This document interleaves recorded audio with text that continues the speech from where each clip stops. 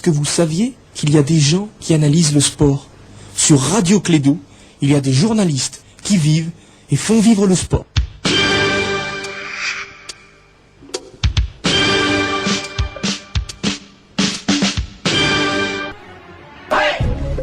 JBK yelema Malibeka tanye Itama tama nyonke Boisson planétier Ika mi fait quoi Alcool terminant. Eh cousin, Ikechuru la croya, Yaseka to sangala ni boisson planétier. 600 planétier, American Cola, Baby Love, Aniya, ou mi font bouteille ou bahilamana, Nikastro foi ma watimiala. Planétier, Kechuru Kura, Sanga Kura. Planète, ton monde, ta vie. Un produit NBB.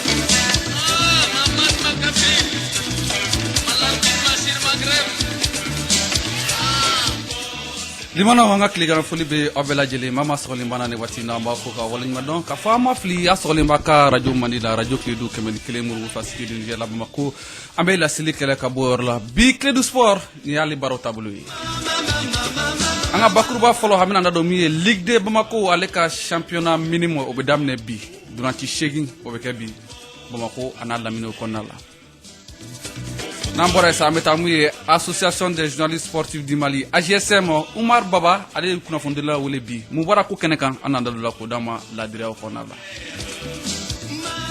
Coupe du monde cadet nale wala ka keni wati na muye Brésil ka ulufi Cliftana phase poule o durantu fana dokera do fana programme o besina Taekwondo coupe maître Moussa Diarra manda do fana ko kuna fonu dawma Championnat européen match avancé do kera mu yekunungu a peut continuer bi Chelsea allait do klona bi contre Manchester United o fara kuna fo de misanu ko na ke bi Clédou sport ale tabolo yi Nana Samake ale bien Ousmane Traoré man Suleiman Koulibaly Soulé Abou Mourlay Tchouté Touré l'Ivoirien perdu ale bolo technique là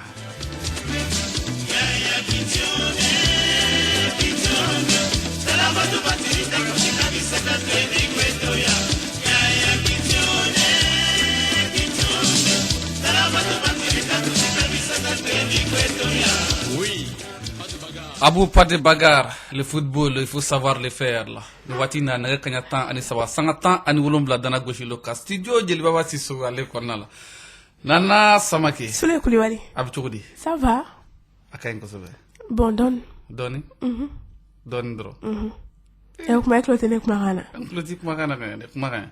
Mura de. Nala shoni ni ga dunza ni. Voilà, baranye la c'est ça. Et ça qu'on est à defala. Donc mona ya famu ka fo bi donc bara tableau o bina ken yeni wati okumu konala sa wala sanana amba damne ni muye Ligue de Bamako donc ambe do ale konala krengrene yala kayra ka famu ka championnat do nya soro ku programme ke kateme le cadet junior ale ni minimum donc abna damne ni minimum iredi donc bi krengrene yala wala nya jetimne sama fo bi 16h o wati donc match bela jelembe ke bi 16h o wati o konala sa parce que groupe flade do groupe A ale ni groupe B o de do donc klalembo o chugala wala sa groupe A qu'on a la première journée bi nya fo tuna minimum do donc lu ba damne asom ale ni yele me ñoo soro o duran ci beke muy shine pick la no boray sa wati kelin fana ay serle Bamako ale ni 11 cratère lu be ñoo soro beke muy jikoroni para wati kelin salmane de Bamako ale be déplacer kata tungurubu ane jom ñoo soro ay AS police Aywa. Butan soro o kay école de police ka terrain wala Flamengo ale ni CF Daoula e be Daoula do e be Adama Traoré le Ballon d'Or e ba don yoro a formula ni ikuwine la do CF Daoula do ko ko duran ci be gam ni bako jikoroni no bore sa AS Pays-Bas ale ni AFC lu be ñoo soro do ko duran ci be gam ni sebeni koro do ko ni dekul folay no groupe A 16h wati o konala groupe B konala fana bɛ kɛ 16h waati m'a f'i ye baara bɛ ligue de Bamako bolo dɛ nin match koyi. bɛɛ organiseli Un ana tila ka président ɲininka a ko bɛ cogo min na labɛn bɛ cogo min na o na dɔ fɔ an ye o ko la o la Issoua Sow ale ni El Seba bɛ ɲɔgɔn sɔrɔ donc o bɛ kɛ an ka ribi bɛ kɛ yɔrɔ min na SNJ kɔrɔ bien non e b'a yɔrɔ dɔn donc Issoua Sow ale ni El Seba bɛ ɲɔgɔn sɔrɔ yen o waati kelen fana Black Star ka bɔ Balabugu ale bɛ ASBO bisimila donc fana o de bɛ kɛ Balabugu mun ye Black Star ka terrain yɛrɛ sanfɛ Sobe ale ni CSK bɛ ɲɔgɔn sɔrɔ o bɛ kɛ terrain FR3 o sanfɛ Joliba AC ale ni COK o bɛ kɛ mun ye RMA kɔnɔ donc ni jɛkulu in kɔnɔna la sa donc an b'a fɔ mun ye équipe kelen bɛ o exemptelen don n'o ye FC Lamine donc o exemptelen don ni jɛkulu o kɔnɔna la parce que n'i y'a jateminɛ an b'a fɔ jɛkulu kɔnɔ équipe 9 donc o de bɛ o yɔrɔ la an bɛ se ka mun fɔ a la donc ni kun ye kɛrɛnkɛrɛnnenya mun ye championnat minimum n'a labɛnnen Ligue de Bamako ale fɛ an bɛ taa tour cɛ Abu Ture ale fan fɛ sɔni an bɛ segin ka na don min ye kunnafoni tɔw la. Mais nous sommes menacés là. Ça va pas là. Mais le numéro 10 là, il sème la panique dans notre camp. Il n'y a pas un défenseur qui peut lui couper les jambes, c'est vrai. Je vais lui bousculer les genoux là. Moi, je le pourrais là. Ça va pas terminer le match au bas. Que je me dise à gérer. Mais l'arbitre là, c'est le cible. L'arbitre cible les pétrants qui contre nous. À la fin du match, tu vas voir ça. Tu vas pas un peu là, on va voir le féticheur. Mais les féticheurs aussi nous ont trompés. Vraiment, à la fin du match, on casse le filet, on dessine les poteaux. Regarde, ça c'est les cinquièmes mis.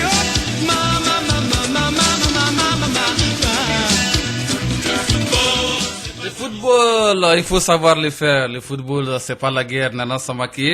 Donc, il y a mes ballons, kunnafoni be cari. Bɛɛ b'a mɛn. Journaliste sportif ka baara tɛ. Ayi Kulubalilakaw ka sen bɔ a la dɛ. Kulubalilakaw k'u sen bɔ a la. Sinon Kulubali ye kelen ka sen bɔ. Nana kuma in mɛnna o. Bɛɛ de ye nin mɛn. Ala. Nana kuma in mɛnna. U m'a mɛn sa. Kuma in mɛnna. Dɔ ye Zaki an b'a fo nin waati in na k'a Samaki han.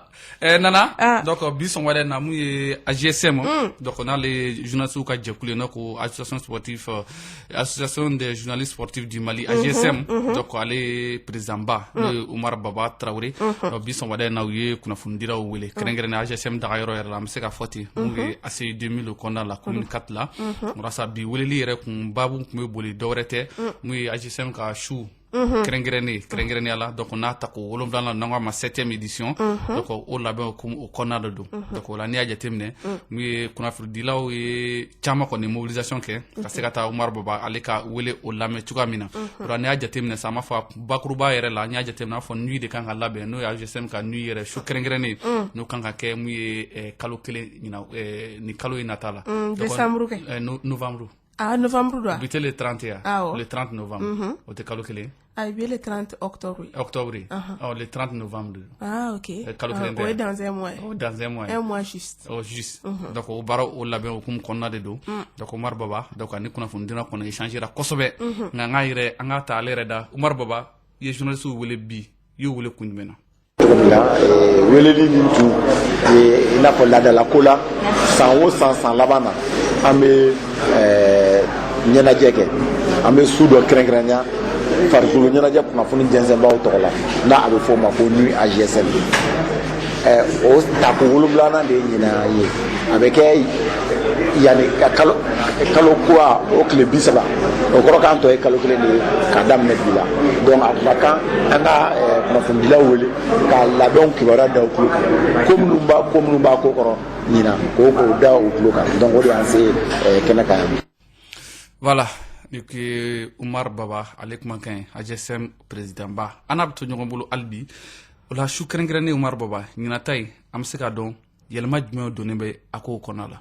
Ɲinata yɛlɛma caman b'a la o fɔlɔfɔlɔ ye mun ye o ye k'a fɔ an dɛmɛbaga an jukɔrɔma tintinba n'a fɔ ma ko sponsor officiel o yɛlɛmana o ye Malitel de ye ɲinan o yɛlɛmali wɛrɛw ye mun ye o ye prix minnu bɛna di a la o prix fɔlɔfɔlɔ ye mun ye o ye min bɔra la o ye meilleur journalisme an y'o bɔ a la ɲinan ka da ko caman kan an ko an bɛ san kelen d'an yɛrɛ ma an bɛ hakili jagabɔ walasa an ka se ka baara kɛ baara min b'a to ni an ye a ko kura bila sen kan a tɛ kɛ ni fiɲɛ ye filanan o ye mun ye o ye maire dirigeant o fana tɛ kɛ ɲinan o tɛ kɛ ɲinan ka da mun kan an ko an bɛ san kelen di an yɛrɛ ma parce que an bɔra crise dɔ de la sa ballontan crise a ye furuku caman don mɔgɔ ni ɲɔgɔn cɛ AGSM yɛrɛ ye baara caman kɛ ani militants walasa ka ni mɔgɔ ɲinɛ a ko kɔ walasa k'a ko bila an kɔ bon o ko de senfɛ an y'a fɔ ko ɲina maire dirigeant o fana tɛ don a la donc ɲina ni AGSM prix bɛ di athlètes dɔrɔn ma a bɛ kɛ meilleur athlète ye o yɛlɛma dɔ fana mun ye an tun bɛ discipline fila dilan n'o ye football ani basket nka ɲina an bɛna taa fo discipline 10 fo ka se 12 ɲɔgɔnna ma donc o la jury président n'o ye Sulemani Bobo Tunkara i n'a fɔ ma SBT o bɛ na baara kɛ yanni dɔgɔkun kelen cɛ ka proposition kɛ mɔgɔw ye mɔgɔ saba de bɛ sugandi o discipline ninnu bɛɛ la journaliste bɛ voter a la journaliste jɔn bɛ voter minnu bɛ AGSM carte bɛ minnu bolo olu de bɛ voter. Voilà, donc ni kuye Omar Baba Traoré, donc ale ka ɲɛfɔli nana samake donc ɲinata yɛlɛma minnu bɛna don a ko kɔnɔna la parce que ni y'a jateminɛ ni AGSM an b'a dɔn journaliste donc jɔnjɔn tun bɛ ta k'a di olu yɛrɛ de ma kɛrɛnkɛrɛnnen an bɛ se k'a fɔ ni Ousmane Traoré Mane yɛrɛ dɔ sɔrɔ a la Seku fana ye dɔ sɔrɔ a la nka ɲinata donc a yirala k'a fɔ ko journaliste kɔni u bɛna ye a ko kɛnɛ kan nka mun ye jɔnjɔn kɔni tɛna ta ka di journaliste ma kamasɔrɔ ko caman kɔni kɛra ka tɛmɛ mun ye nin san laban ye hukumu kɔnɔna la ni y'a jateminɛ donc athlète donc n'o ye sportkɛla ninnu yɛrɛ donc olu de jɔnjɔn bɛna ta ka di olu ma kɛrɛnkɛrɛnnenya la a y'a fɔ cogo min na mun ye fédération 34 bɔɲɔgɔnko de bɛ Mali kɔnɔ yan donc fédération 12 donc u bɛna olu de sugandi donc ka jɔnjɔn tila olu k'u athlètes u ni ɲɔgɔn cɛ Nana Samake o la n'i y'a jateminɛ fana particularité dɔ fana bɛna kɛ jumɛn ye i b'a dɔn AGSB n'o ye jeunesse sportif minnu bɛ Burkina Faso u ni an ka AGSM ye partenaire dɔw signé u yɛrɛ dama ni ɲɔgɔn cɛ mun ye convention kɛra a kɛra a ma mɛn Umar Baba yɛrɛ ni Baba Sissouma donc olu yɛrɛ bɔra voyage la yen kɔsa in na tuguni a ma mɛn donc o kun kɔnɔna la donc mun ye Burkina journalistes fana olu kan ka na mun ye Bamakɔ yan nɔ ka na ni su in fana ɲɛnamaya o ye kelen fana ye mun ye colonel Sita Sangare n'ale ye Burkina Fédération Malienne de Football o ɲɛmaaba ye donc ale fana kɔnɔnen don mun ye Bamakɔ yan nɔ pour que ka se ka nin baara in ka se ka ɲɛnamaya cogo min na mun ye AGSM ale fɛ o la sa an ka Umar Baba Traoré an ka kumakan lamɛn hali bi i bɛ mun fɔ journalistes ye ani partenaires minnu tɛ san sɔrɔ juru kɔ ni journalistes tɛ a kuma tɛ taa yɔrɔ si kelen b'a ɲini journalistes fɛ u k'a ni kibaruya lase kosɛbɛ wa b'a ɲini u fɛ olu bɛɛ ye journaliste bɛɛ kelen kelen ye ne ka cidenw de ye n ka ambassadeurs de ye walasa u ka kɛnɛ u ka se ka mɔgɔ an dɛmɛbaga wɛrɛw ɲini ka na dɛmɛbaga bɛɛ bisimilanen don an fɛ yan nɔ n'a bɔra dɛmɛbaga minnu ka baara ye téléphone hukumu ye parce que déjà an jukɔrɔma tintinbaga giriman n'a fɔ a ma sponsor officiel o ye Malitel ye donc an tɛ fɛ o ɲɔgɔn wɛrɛ si ka na o kɛnɛ kan mais n'a bɔra dɛmɛbaga fɛn fɛn bɛ sɔrɔ olu ka na walasa ka na an ka kulon diya an bolo. partenaire kura sɔrɔ la an y'o sɔrɔ ala barika la an n'u kan ka partenariat signé c'est vrai u bɛna nuit sponsoriser nka u bɛna AGSM ka activité damadɔ sponsoriser wa an kan k'an bolo don sɛbɛnna tile don nataw la ni aw yɛrɛ bɛɛ ka seereya kɔnɔna la. Voilà, donc ni kun ye Umar Baba Traoré AGSM o ɲɛmaaba ye Nana Samake donc ni baara n'u kɔni bɛɛ lajɛlen kɛra bi sɔgɔmada in na kɛrɛnkɛrɛnna mun ye commune 4 ale kɔnɔna la ni AGSM yɛrɛ dagayɔrɔ bɛ Amidalayi ACE kɔnɔna la ni AGSM a ta ko 7nan n'o y'a 7e édition ye donc a kan ka kɛ mun ye novembre kalo tile 30 Nana Samake ni ala sɔnna ma don n'a nataw la ni ko minnu bɔra kɔnɔ évolution minnu mana don a la an n'o di limanɔ ma ladiriya o kɔnɔna la an bɛ taa Habu Cece Ture ale fan fɛ sɔni an bɛ segin ka na an da don mun ye coupe du monde kadi o kɔnɔna la. C'est pas la guerre. Le football, il faut savoir faire. Le football, c'est pas un mystère. Dimana wa sɔrɔ bɛ radio Clédou la www.info-mali.com au sanfɛ nana Brésil ka di wallahi Brésil ka di i sera yan Suleiman ye télé la hein surtout a kɔgɔjida ye ala ka n'an fa na ma se Nana Samake d'accord Nana ko Bob i bɛ to ka avion singa ni ne yɛrɛ ka avion ye ayi tɔgɔ di tan ne ka avion tɛ singa dɛ ne ka avion ye tari Nana an ka taa Brésil komi man tɛ yan nɔ o de tigi bila ni fɔli la n'o tɛ ale b'a dɔn ko ne ka avion ba garilen don yɔrɔ min na Brésil mun bɛ yen mun b'a la ka kɛ sisan coupe du monde U17 komi y'a fɔ cogo min kadew an t'a la an kɔni tɛ nin na dɛ an ma se ka taa coupe d'Afrique la an bɛ taa coupe du monde de la k'a fɔ ko baaraw daminɛna samedi don première journée phase de poule o kɛra ka ban donc deuxième journée ɲɔgɔn sɔrɔ olu daminɛna kunu baaraw bɛ to senna bi ni dolantan naani jɛkulu sabanan kɔnɔna la groupe C Sule bi 20h wagati Corée du Sud ale ni Faransi olu b'u kɔ da ɲɔgɔn kɔ la Sule Faransi don togo ma ɲa kulo in na ŋu y'u cun dugu min kan o tɔgɔ de ko yɔrɔ jumɛn ɲɛna kɛ ou bien Faransi cun kɛra Faransi de kan ayi ale de y'i cun Faransi de y'i cun dɔ kan Sule Kulibali ni Chili tɛ Haïti don ni 2 4 ani fu Faransi o de kɛ donc bi a bɛ Corée du Sud de bisimila 20h wagati e ma ko ka taa zuru a b'a fɔ k'u y'u don mugu la baasi tɛ ko mugu bɔ sa kɛ 23h wagati groupe C kɔnɔna la Chili ale ni Haïti olu b'u kɔ da ɲɔgɔn kɔ la groupe D kɔnɔna la sa 20h Pays-Bas ni Sénégal olu b'u kɔ da ɲɔgɔn kɔ la Sule Kulibali Sénégal a fana don tɔgɔ ɲɛna kulo in na kosɛbɛ sabula a ka bɔ ko fɔlɔ la a ye se b'a sɔrɔ États-Unis ne ka 4 ani 1 yɔrɔ donc an b'a a fɔ an ka représentant bɛɛ lajɛlen u bɛɛ don tɔgɔ ɲɛna kulo na n'a bɔra Cameroun yɛrɛ dɔrɔn ale dɔrɔn de binna 1 ani fu donc bi 20h Sénégal ka match bɛ nɔ ani Pays-Bas 23h sa États-Unis ale ni Japon olu b'u kɔ da ɲɔgɔn kɔ la donc kunu groupe A kɔnɔna la Angola ale fɛnɛ se b'a sɔrɔ Canada kan 2 ani 1 o kɛra ka première journée fɛnɛ victoire kɔfɛ ni mɛka ka victoire filanan ye ale y'o ka poule jɛkulu jɔyɔrɔ filanan ye kuru 6 bɛ a bolo Brésil kɔfɛ n'o ye kulo yɛrɛ labɛnbaga ye donc kunu ale se sɔrɔ Nouvelle-Zélande de ka 7 ani fu Brésil ye jɔyɔrɔ fɔlɔ ye kuru 6 b'a bolo Angola fɛnɛ ye jɔyɔrɔ filanan ye kuru 6 bɛ a bolo Gola Village dɔrɔn de b'u bɔ ɲɔgɔn na groupe B kɔnɔna la Nigeria ale bɛ yen nɔ ale fɛnɛ bɛ parcours sans faute la kunu a se b'a sɔrɔ Équateur kan 7 ani fu o y'a sɔrɔ a ka bɔko fɔlɔ la a se b'a sɔrɔ Hongrie ka 4 ani 2 donc o b'ale kɛ u ka poule premier ye donc kuru 6 bɛ a bolo Équateur deuxième ye kuru 3 bɛ ale bolo sabula Équateur bina Nigeria ɲɛkɔrɔ kunu donc Australie ale bina Hongrie ɲɛkɔrɔ halisa u ka jɔkulu kɔnɔna la 2 ani 2 u ye filani bɛ kɛ filani fila suli voilà filani bi 2-2 donc olu ta banna o la sini dolantanw bɛ to sina groupe deuxième journée bɛ kun cɛ groupe E kɔnɔna la 20h Espagne Tadjikistan olu bɛ ɲɔgɔn sɔrɔ n'o banna sa 23h Argentine ale ni Cameroun bɛ ɲɔgɔn sɔrɔ donc Cameroun ka bɔko fɔlɔ la bina mɔgɔ min ɲɛkɔrɔ o de ye Tadjikistan ye donc sini ka dolantanw kun cɛ groupe F kɔnɔna la 20h Salomon ale ni Paraguay olu bɛ ɲɔgɔn sɔrɔ 23h Mexique ni Italie olu b'u kɔ da ɲɔgɔn kɔ la donc ni kuri wan kade nana sɔrɔ ne bɛ se ka tabaga fi John do a tabaga ne kɔni b'a kɛ soit Brésil soit France ne ko n ko kupu tabaga de b'a ta an bɛ taa zone industrielle kɔnɔna la an bɛ taa turu cɛ ka na Abu. Au travail, en voiture ou en soirée, j'ai besoin d'énergie pour assurer toute la journée. Reactor me donne de l'énergie pour relever les défis et conquérir chaque jour. Je bois Reactor le jour pour être en pleine forme. Je bois Reactor la nuit pour tenir jusqu'au bout. Avec Reactor, je me sens boosté et capable de tout.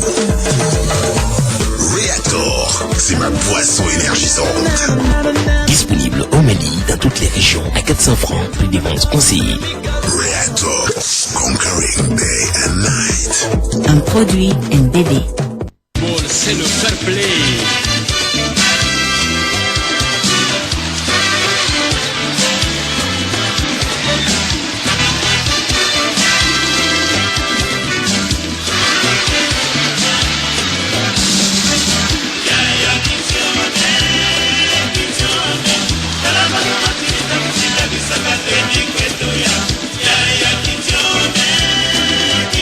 Dimana wa sɔgɔlen radio Kiledu la ni waati na an bɛ foli di an ka senkɔrɔma dondobaw ma ni waati na la nouvelle brasserie Bamakoise NBB n'a ka produit bɛɛ lajɛlen ko Keita ma ko a ni tile ni waati na filaninw fa an bɛ y'a ɲina mun ye Fanta tɔgɔ filaw fana ko an b'o bɛɛ lajɛlen fo k'u ni tile ni waati na Jenefla Jakite a fana ka foli bɛ yan ni waati in kɔnɔ an b'a ɲina Jarafa fana ko an b'o bɛɛ lajɛlen fo Arbitre Kenta an bɛ foli di ale yɛrɛ ma ni waati in kɔnɔ Kiasu Ɲare don o don a b'a lamɛn Kiledu ka d'a ye fo ka faga kuma bɛɛ a b'a fɔ ko n ka foli kɛ mais temps t'anw bolo an b'a fo k'a ni tile a b'a faamu Sule a ka d'a ye koyi nana a bɛ faamu a bɛ fo donc an bɛ bɔ yan an bɛ taa États-Unis Denver Colorado Mamadou Makalu donc k'a ka foli bɛ kɛnɛ kan Sule Kulibali n tɛ ɲinɛ n cɛ kɔ dɛ n ka Kulibali kɛ a fana bɛ k'an lamɛn nin wagati na k'a ka kuku bɛ yan nɔ nana ye jama sɔrɔ cɛ kɛra Kulibali la an ka tɛmɛ ni kunnafoniw de Sule nana an bɛ taa Europe cette fois-ci. N'an bɔra min ye Sud Amérique. O mun tɛ Brésil ye. An bɛ yen. An bɛna min ye Europe. Europe ni dɔgɔkun laban in na. An b'a fɔ Espagne. Olu ta ye championnat ale ni Italie. O don. O ko bɛ cogo di. Championnat Espagne Liga tile 11 na o ɲɔgɔn sɔrɔ de bɛ yen nɔ. Bisa 18h wagati Valence ni FC Sevilla olu bɛ ɲɔgɔn sɔrɔ. O wagati kelen Real Sociedad ale bɛ Levante bisimila. 19h wagati Athletic Bilbao ale bɛ Espanyol Barcelone bisimila. 20h wagati sa Real Betis ale ni Celta Vigo olu b'u kɔ da ɲɔgɔn kɔ la. Donc 20h15 Madrilène olu ni Leganés olu b'u kɔ da ɲɔgɔn kɔ la. Real Madrid Leganés 20h15 wagati o ye bi ye. Donc kunu ɲɔgɔn sɔrɔ fila kun bɛ yen nɔ. Deportivo Alaves ale ni Atletico Madrid olu dɛsɛra ɲɔgɔn na 1-1. Kunu dolantan kelen bɛ a jara sasule. Barça de ye cun Real Valladolid kan 5-1. Grand Messi a ye fila don. A ye fila don ka passe décisive fila kɛ. A bɛ gɛlɛya. O ye 30 ye. O ye 30 de voilà. Donc o kun ye Espagne ye. N'an bɔra an bɛ taa Italie. Serie A 10e journée. O fana ɲɔgɔn sɔrɔ bɛ sen na bi. 18h wagati Naples ni Atalanta olu bɛ ɲɔgɔn sɔrɔ. 20h wagati Juventus bɛ Genoa o bisimila. Cristiano Ronaldo ale ka tɔn ye. Donc o ni Genoa olu b'o kɔ da ɲɔgɔn kɔ la. O wagati kelen Lazio de Rome ale ni Torino olu bɛ ɲɔgɔn sɔrɔ. O 20h kelen halisa Udinese ale ni AS Roma olu b'u kɔ da ɲɔgɔn kɔ la. Kunu Parme ale bina Villa Hellas Verona o ɲɛkɔrɔ 1-0. Brexia donc ale fana bina Inter Milan o ɲɛkɔrɔ 2-1. O kun tɛ championnat ye. Donc n'an bɔra ye an bɛ taa championnat mun ka di ni championnat bɛɛ lajɛlen o ye Angleterre ye. Olu bɛ coupe la ni waati in na. Olu tɛ championnat la tile filɛ in na. Ni ye coupe ye ni sen na Capital One Cup o y'olu ka coupe de la ligue ye. Donc o y'a tɔgɔ ye anglais la. Kunu 8e de finale ɲɔgɔn sɔrɔ olu daminɛna. Everton ale sɛbɛn sɔrɔ Watford kan 2-0. City Manchester City ale fana sɛbɛn ɲuman sɔrɔ Southampton kan 3-1. Burton Albion ale bina Leicester o ɲɛkɔrɔ 7-1 fana. Bi dolantanw ka di sule. 19h30 Liverpool Arsenal. Liverpool bɛ tɛmɛ. O bɛ tɛmɛ o kɔni an sɔnni boyi. Liverpool u bɛ forme na sisan. 19h45 Aston Villa ale ni Wolverhampton olu bɛ ɲɔgɔn sɔrɔ. 20h05 wagati sa Chelsea Manchester United. An bɛ taa tiro bit la. Chelsea bɛ gagné. An bɛ taa tiro bit la Chelsea bɛ gagné. Bon Manchester fana tɛ forme balaw nana. Bon an ka denmisɛnninw fana i nana u ka ballon tan fɛli a filɛli ma nɔgɔ dɛ. I bɛ bi de jɛ trop. I bɛ kɛrɛ minɛ b'i sigi. N'an bɔra yen an bɛ taa Italie. Allemagne sa. Allemagne. An bɔra Italie o. An bɛ taa Allemagne. An bɛ taa Allemagne. Coupe nationale au 2e tour o ɲɔgɔn sɔrɔ olu de bɛ yen bi. 19h45 wagati Borussia Dortmund Borussia Mönchengladbach. Borussia ka kɛlɛ. Ni Borussia ka kɛlɛ. O wagati kelen Hertha ale ni Dinamo Zagreb olu b'u kɔ da ɲɔgɔn kɔ la o don. Donc o ye bi dolantan fila ye. Kunu ɲɔgɔn sɔrɔ dɔw fana tun bɛ yen nɔ. Hambourg. N b'a fɔ min ma wagati la ko hamburger. Hambourg ale bina Stuttgart ɲɛkɔrɔ 2-1. Duisburg Burg ka di n'o ye sa. Duisburg ale fana bina o fana ɲɛkɔrɔ 2-0. Freiburg o fana an ka Mali dolantan bɛ yen dɛ. Jaji Samaseku. Baasi tɛ. O fana ale kɔni sɛbɛn sɔrɔ Duisburg kan kunu 2-0. Union Berlin ale fana sɛbɛn ɲuman sɔrɔ Freiburg kan 3-1. Freiburg kan. Donc kunu dolantan kuncɛli sa.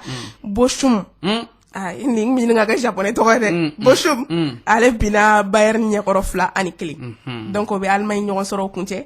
An bɛ sɔrɔ ka bɔ yen sa. Ka taa Faransi fɔ Coupe de France 16e de finale. Faransi o 16e de finale ɲɔgɔn sɔrɔ donc olu bɛ to senna bi. 17h45 wagati Le Mans ale ni Nice olu b'u kɔ da ɲɔgɔn kɔ la. Le Mans. Le Mans n ka cɛ tɛmɛna yan. Jɔnni kelen. Didier Drogba.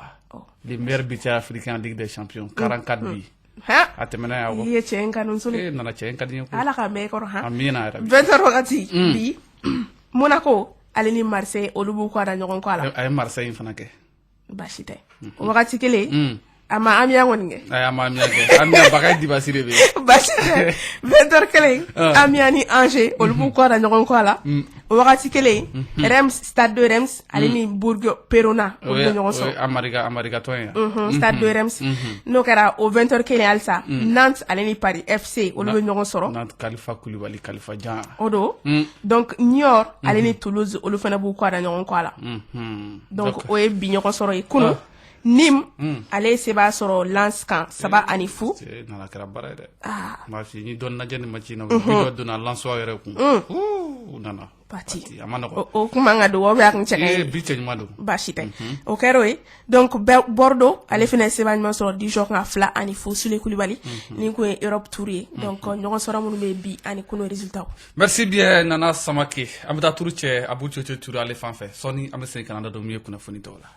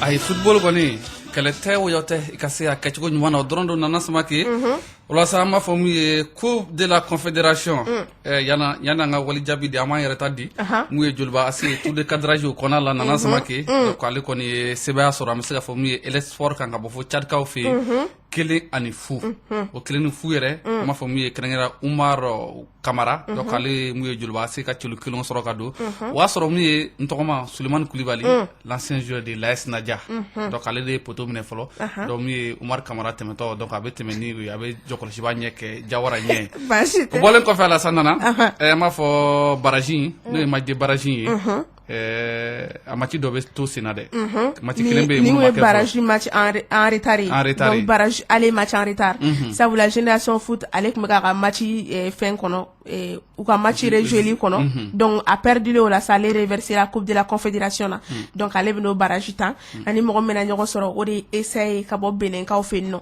donc équipe fila bɛ ɲɔgɔn sɔrɔ bi 18h wagati olu ka match aller donc retour tɔw ka retour bɛ kɛ dimanche n'o kɛra semaine wɛrɛ milieu la tuguni u ka match retour fana bɛ kɛ Sule Kulibali donc Coupe de la Confédération barrage match en retard kelen bi 18h Génération Foot du Sénégal essaye du Bénin donc o ye bi o bɛ barrage aller au match olu kuncɛ voilà merci bien Nana Samake an bɛ taa Abu Cote Touré ale fan fɛ sɔni an bɛ segin ka na dɔ min ye Coupe du Monde de rugby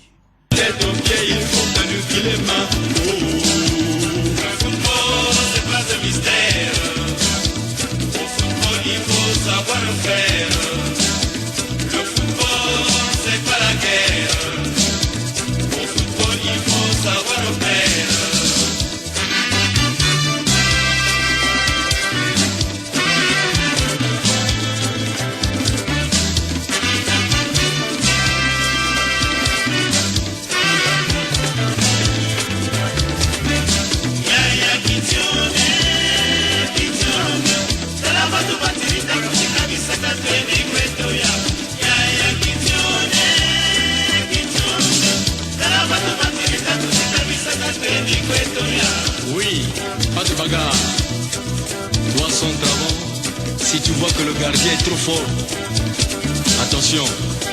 Fais les balles de ras de terre. Si ça va pas, fais les rats de l'air. Ding Kabandouli.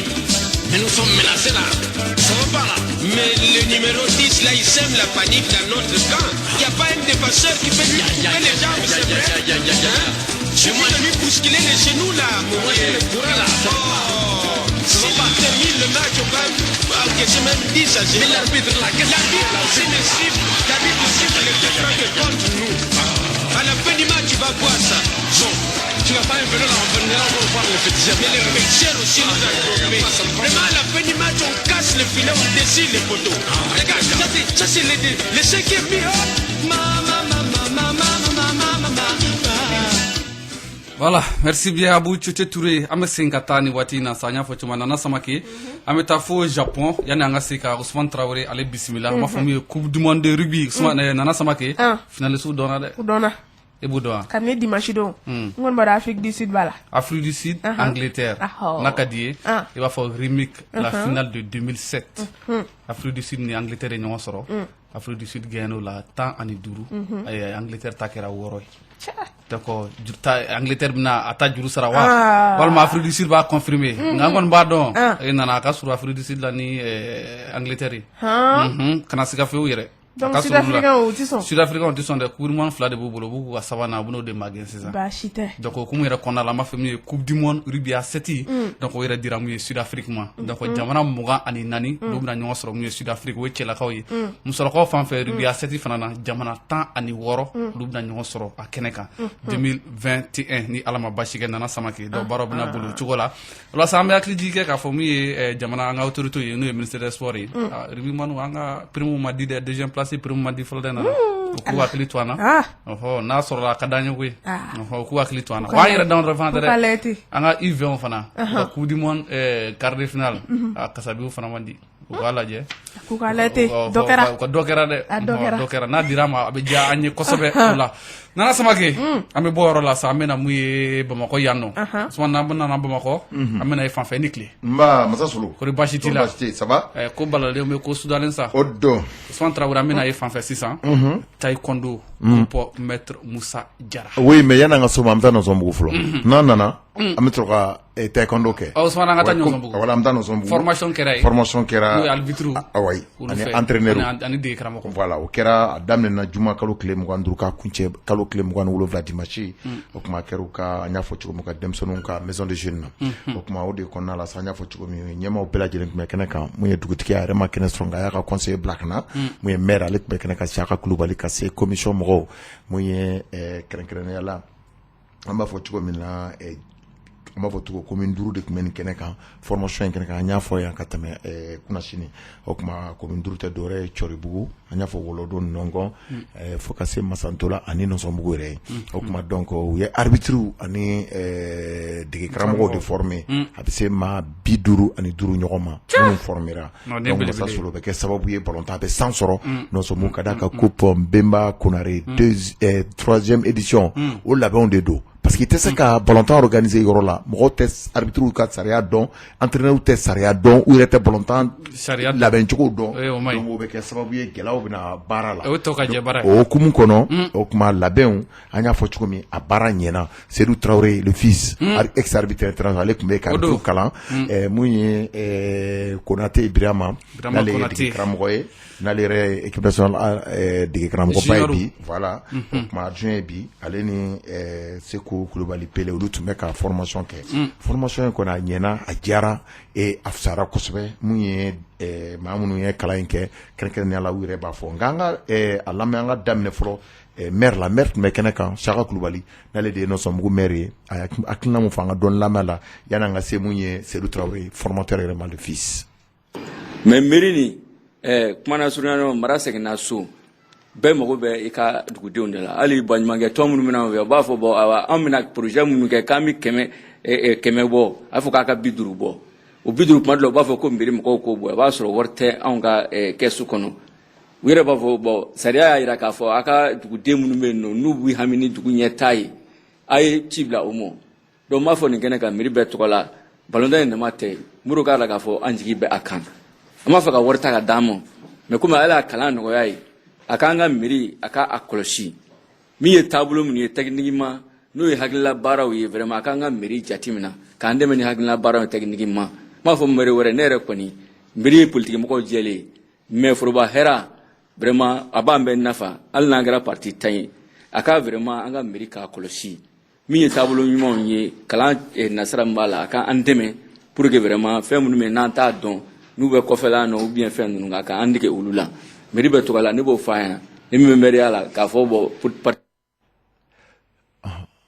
voilà sisan donc masa solo n'an bɔra yen an bɛ taa sisan mun ye Seydou Traoré fils ale fan fɛ ale fana ye dɔ fɔ kɛnɛ in kan a fana nisɔndiyalen don a ka baara la ka d'a kan kalandenw ye kalan in caman faamu ɲɛmɔgɔ ani sɔgɔma vraiment bi ta in tɛna kuma janya parce que n wasara n'i ye fɛn kɛ mɔgɔ kun ka san kelen kɛ san filanan i nana i y'a sɔrɔ résultat dɔ bɛ yen a ma se fɔ a hakɛ la dɛ mais n ye min ye a bɛ sini espoir di mɔgɔ ma parce que a kɛli ka d'u ye fɔlɔ n delila k'o fɔ arbitrage f'a ka di ni ye de donc minnu tun bɛ yan a ka d'u ni ye i y'a faamuya tile 2 in kɔnɔ u yɛrɛ y'a ye an ye fɛn minnu fara kan parce que yɛlɛma kuraw donna arbitrage la kalo 6 dɔrɔn kɔnɔ yɛlɛma 2 de kɛra mais ninnu filɛ yɔrɔ min na sisan u ni arbitre internationaux fɛn fɛn bɛ diɲɛ fan o fan u bɛɛ ka niveau ye kelen connaissance la mais n'a tɔ ye jumɛn u ka se k'a pratiquer fɛn kan na ala sɔnna ma je crois que u bɛna se k'o kɛ an bɛ aw bɛɛ fo journalistes ani a kɛ. Voilà. Nin ye le fils ye mun sɔrɔ ka fɔ ye an ka Solo Jara lamɛn ale ye digi karamɔgɔ ye mun ni ale kalanna kɛnɛ in kan an ka lamɛn a ye mun fɔ Sulemani Jara ka bɔ Nɔngɔn.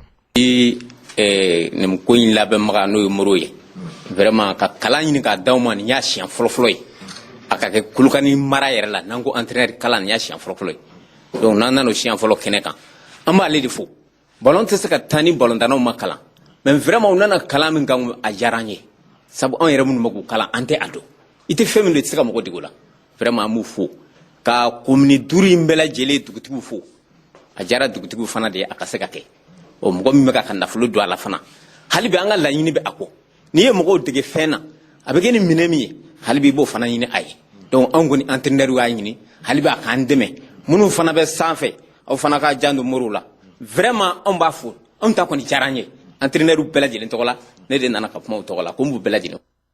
O bɔlen kɔ an ka lajɛ n'an sera ka sous-préfet min bɛ kɛnɛ kan n'o bɛ Ɲɔntɔnbugukaw fɛ yen nin waati in na n'o ye madame Jɛnɛba Kɛmɛso voilà an ka lamɛn ale ye mun fɔ nin baara in kɔnɔna na ka d'a kan a fana ko basigi k'o di jamana mago b'o de la an ka lamɛn.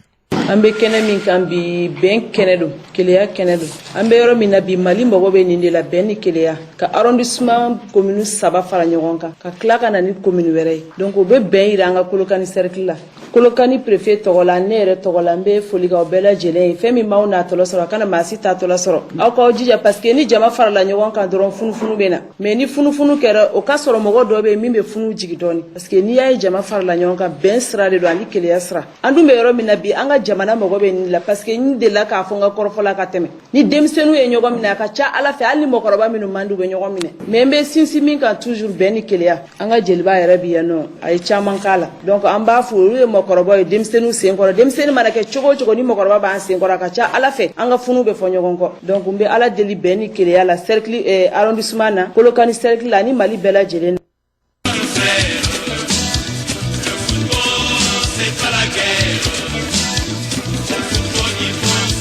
Ayiwa nin bɛɛ lajɛlen kɛra mun ye an y'a fɔ cogo min Nɔnzɔnbugukaw fɛ yen ka d'a kan an y'a fɔ aw ye cogo min a kɛra tile 3 baara ye wa baara in a tɛna danni ma dɛ a baara bɛ continuer an y'a fɔ cogo min na an ka lajɛ n'an sera ka Lamine Traoré n'an sera ka ale sɔrɔ Lamine Traoré ale fana ye mɔgɔ ye mun ye kalanden dɔ ye n y'a fɔ cogo min Masa Sula lajɛ n ye Lamine Traoré an y'o de fɔ bi gɛlɛyaw b'an ka baara la Lamine Traoré an ka lajɛ n'an sera k'ale sɔrɔ yanni an ka ɲɛmaa yɛrɛ sɔrɔ Modibo Nbenba Konare yanni an k'ale yɛrɛ sɔrɔ an ka lajɛ n'an sera ka mun ye Lamine Traoré sɔrɔ yanni an ka Modibo sɔrɔ an ka lajɛ fɔlɔ ka Lamine ɲini n'an ye Lamine sɔrɔ tuma an bɛ sɔrɔ ka Modibo fana bila a la ni Ala sɔnna ma o tuma an b'a fɔ mun ye Lamine ye sa ale hakilila ale sɔrɔla an bɛna n'ale bɛna tɛmɛ n'a ye sisan ale ka dakuraya 2 a k'o fɔ an ye formation in kan a fana b'a hakilina di an ma ale ye arbitre kalanden ye.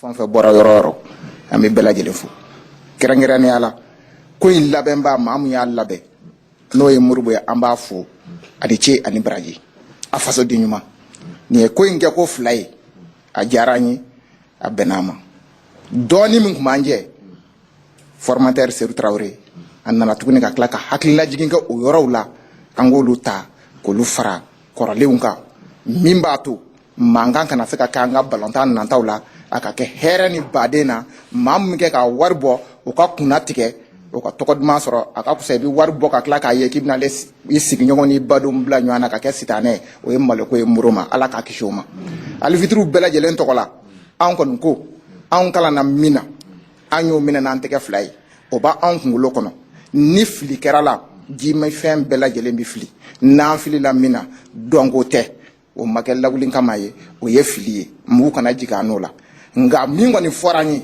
k'an k'o kɛ an b'o waleya Seydou bi kunate ko la Moro bi kunate ko la ne Lamine Traoré bɔ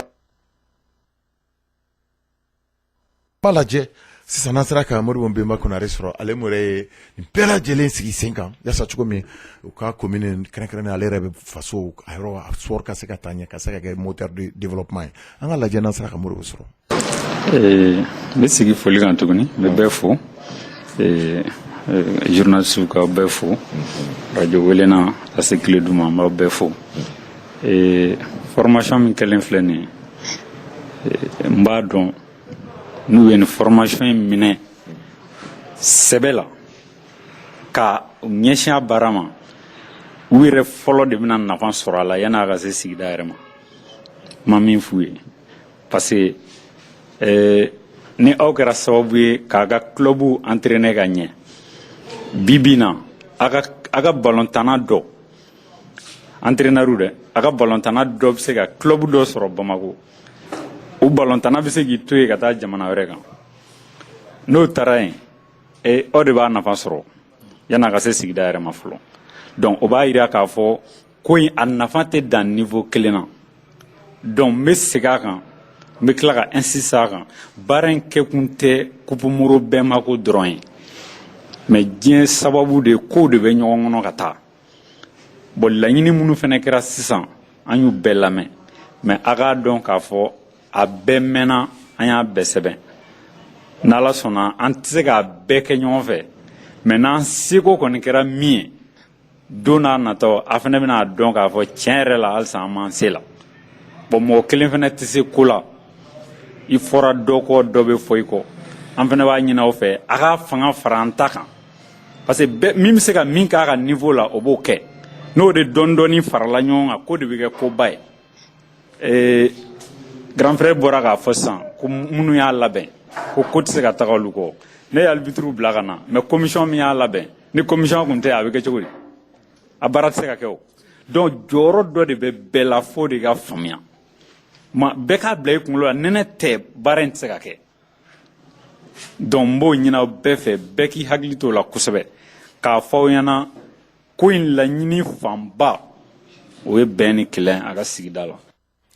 hali bi dɔɔni ye Modibo Nbenba Konare ka kuma la an y'a fɔ cogo min kumakan tɔw caman bɛ yan maa caman wɛrɛ kumana kɛnɛ in ka masa Solo an na don dɔ wɛrɛ ɲini tuguni hali bi ka yelen kɛ ni formation ba in kan n'o ye Nɔnsɔnbugu la ka da kan sigida ɲɛtaga don jamana ɲɛtaga don an Modibo fɔ a la ani maa bɛ ka dɛmɛ ni baara in na.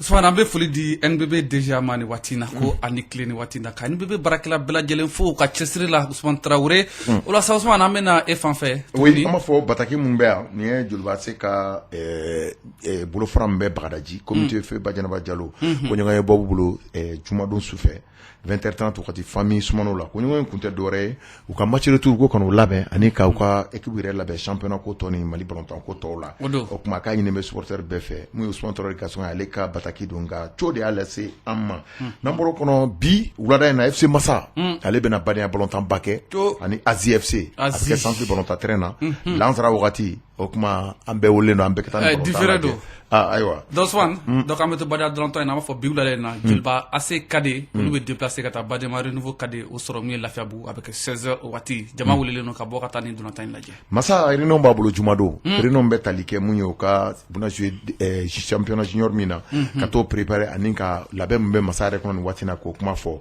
coupe des anciens joueurs de 11 créateurs joueurs kɔrɔw ye ballontan dɔ de labɛn match de gala don u bɛna kɛ u ka entraîneur kɔrɔw Seguba Bono fo ka se super ani Boze ani mun ye Taribo ye olu tɔgɔ la a ballontan bɛna kɛ ni Ala sɔnna ma sibiri nata 11 créateurs terrain ka bɛɛ welelen don kɛnɛ kan match d'ouverture coupe mouvement waati commune 2 la n'o président ba ye Seku Jige Rental PDG don o kuma ballontan a ye cité ka bɔ Kɛnzamugu ale ni King FC olu bɛna kɔda ɲɔgɔn kɔ a la n'Ala sɔnna don tɔw la kunnafoni mana sɔrɔ an b'o d'aw ma.